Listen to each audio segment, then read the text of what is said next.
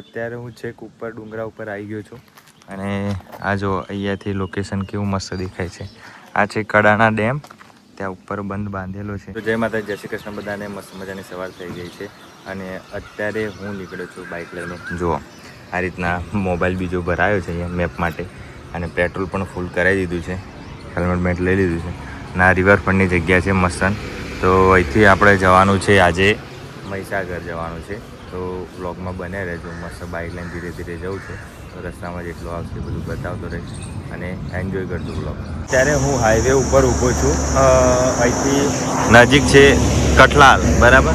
તો કઠલાલ હવે આવશે 2 કિલોમીટર દૂર છે અહીંથી અને બાઇક અહીંયા ઊભી રાખી છે. થોડી વાર થાક લાગ્યો છે એટલે જો મારી જોડે માઉન્ટ હોત તો અહીંયા હેલ્મેટમાં લગાવી દેતો અને આપણે વાતો કરતાં કરતાં જતા તો મજા આવતી. થોડું મોટો વ્લોગિંગ જેવું લાગતું સારું, પણ એ નથી એટલે હું આ રોડનું ઉતારી નહીં શકતો. બાકી રોડનું ઉતારું તો મજા આવે એમ અને વાતચીત કરતાં કરતાં જઈએ તો મજા આવે. બાઇક ધોવાઈ હતી એટલે કેવી મસ્ત ચકાચક લાગે છે અત્યારે, એકદમ નવી નવી લાગે છે અત્યારે તો. અને મોબાઈલ કેવો ભરાયો છે મેં જુઓ, જુગાડ કર્યો છે અહીંયા મેપ માટે. પેલું લાવું સ્ટેન્ડ, પણ સ્ટેન્ડ લવાતું નહીં, પણ આ જો મેપ લગાવી દીધું છે અહીંયા અને આવી રીતના લઈને જાઉં છું. એટલે કવર છે પાછળ એટલે વાંધો નહીં, પડી નહીં જાય એટલે ચાલે. બેગ છે, પાણી પીવું છે, થોડી વાર પી લઉં અને પછી નીકળવું હોયથી કઠલાલ જવા માટે. કઠલાલથી 2 કિલોમીટર છે એટલે વાંધો નહીં, સાથે નથી જવું. અને બીજું કે રસ્તામાં આટલા આવતા એટલા બધા રસ્તા અમુક જગ્યાએ સારા છે, અમુક ખરાબ છે એમ. બાકી તો વાંધો આવે નથી. તો પેલું આવી જાય ને એકવાર અહીંયા લગાવવાનું માઉન્ટ, કાં તો નવું હેલ્મેટ લાવી દઉં તો વાતો કરતાં કરતાં રસ્તામાં જઈએ અને રસ્તા કેવા છે એ પણ તમને બતાવું તો મજા આવે. તો તમે બધા સપોર્ટ કરજો. અને અત્યારે હું હવે નીકળું છું પાણી પી. અત્યારે હું બાલાસિનોર નજીક પહોંચ્યો છું. આ જો બોર્ડ મારેલું છે બાલાસિનોર, વેલકમ ટુ બાલાસિનોર. તો અહીંયાથી હવે એમ જવાનું છે અંદર અને ત્યાંથી પછી આગળ જવાનું છે. તો આ કઈ તે અહીંયા ઊભી રાખી છે, થોડી વાર રેસ્ટ લઈ અને પછી હવે નીકળું છું જવાનું. ત્યારે હું આ વળાંકમાં ઊભું છું અને અહીંયા જો આખું જંગલ જેવું છે આખો આ રસ્તો અને આ બાજુ બધું સળગાઈ દીધું છે આખું. અને અહીંયા ઊભો રહ્યો છું. હવે નજીક આવી ગયો છું. મારે જવાનું છે સંતરામપુર બાજુ, બરાબર. તો સંતરામપુર અહીંથી નજીક જ છે તો ફટાફટ હવે પહોંચી જાઉં. ઓલમોસ્ટ મારે 4 કલાક જેવું થયું, 3.5-4 કલાક જેવું. તો હવે પહોંચી જઈશું ફટાફટ. બેગ મૂક્યું છે, થોડું અહીંયા ઊભો છું. મસ્ત ઠંડો પવન. વળાંક બહુ ખતરનાક થઈ ગઈ એટલે અત્યારે હું છેક ઉપર ડુંગરા ઉપર આવી ગયો છું અને આ જો અહીંયાથી લોકેશન કેવું મસ્ત દેખાય છે. આ છે કડાણા ડેમ, ત્યાં ઉપર બંધ બાંધેલો છે જુઓ. અને અહીંયાથી આખું આ પાણી ભરેલું છે છેક ઉપર સુધી અને વચ્ચે એક ટાપુ પણ છે. અહીંયા જુઓ, ત્યાં જવાતું તો નથી પણ આ રીતના બનેલું છે ટાપુ આખું. અને ચારે બાજુ ડુંગર જ છે. આ બાજુ પેલું ડુંગર, આ બાજુ અને આ ઉપર અહીંયા એક નજીક મંદિર છે ઉપર. અને બાઇક મેં અહીંયા મૂકી છે મારી. અહીંયા સુધી આવી શકાય છે, આગળ નથી જવાતું, આગળ રસ્તો બંધ છે.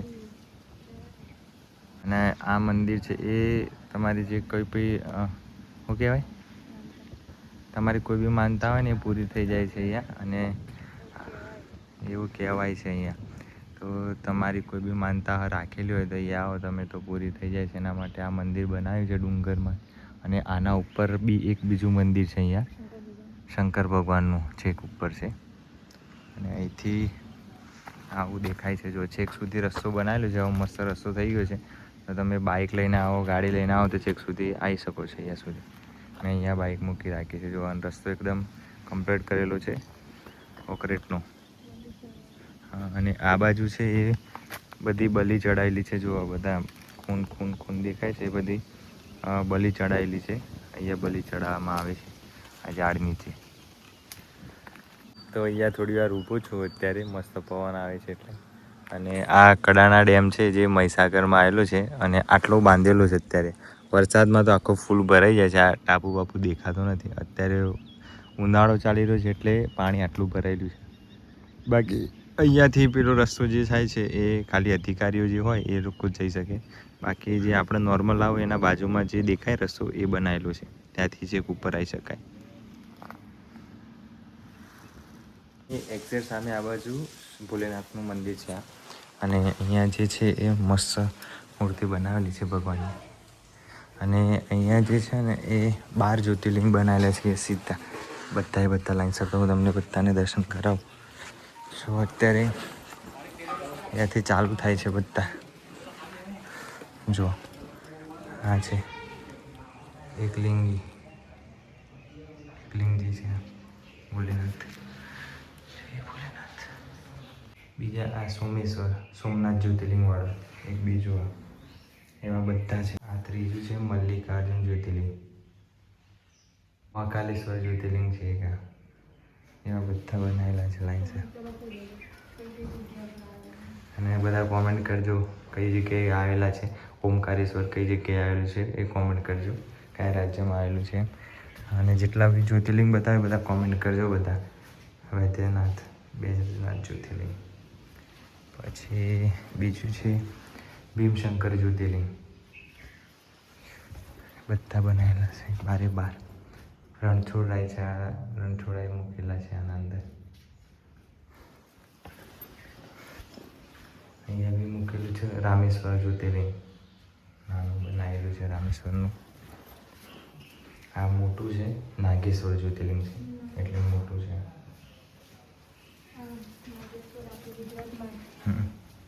પછી આ છે કાશી વિશ્વનાથ જ્યોતિર્લિંગ. ત્રંબકેશ્વર જ્યોતિર્લિંગ. આમાં જ્યોતિર્લિંગ નથી મૂકેલું પણ ખાલી શિવજીનું નામ મૂકેલું. કેદારેશ્વર એટલે કેદારનાથનું જ્યોતિર્લિંગ છે. દૃશ્મેશ્વર જ્યોતિર્લિંગ. આ વિષ્ણુ ભગવાન અને લક્ષ્મી માતાનું છે અહીંયા મંદિર છેલ્લું. એટલે 12 જ્યોતિર્લિંગ થઈ ગયા ખરા ટોટલ. અત્યારે હું આ શંકર ભગવાનની મોટી મૂર્તિ બનાવેલી છે જુઓ એથી આવી રીતના. અને આ આખી મૂર્તિ આખા છેક ઉપર બનાવેલી છે ડુંગર ઉપર. પેલી બાજુ ડેમ છે આખું આ ગામ આખું છે. અને અહીંથી લોકેશન જોવા ખાલી કેવું દેખાય. ખતરનાક તડકો છે પણ અહીંથી મસ્ત લોકેશન દેખાય. આ બાજુ બીજું એક મંદિર છે અને આ રીતનું બનાવેલું છે ચારે બાજુ ફરતા. જુઓ